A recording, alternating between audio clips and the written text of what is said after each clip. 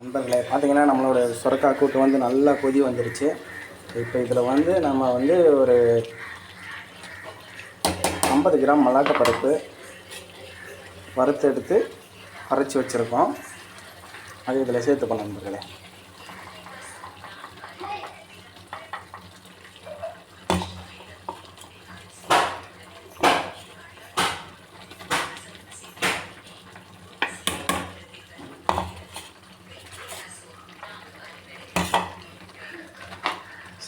சேர்த்துட்டு நல்லா மிக்ஸ் பண்ணி விட்டுப்போம்.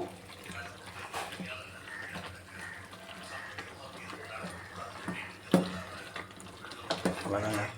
மூடி போட்டு ஒரு 10 நிமிஷம் கழித்து சாப்பிட ஆரம்பிச்சிடலாங்க. வரேன். ஆஹா, அருமையாக இருக்குதுங்க. ஆகும்போதே வாசனை தாங்க, வாசனை அப்படியே இழுத்து தூக்குதுங்க.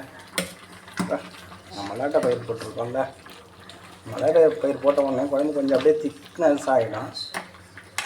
பாருங்கள்.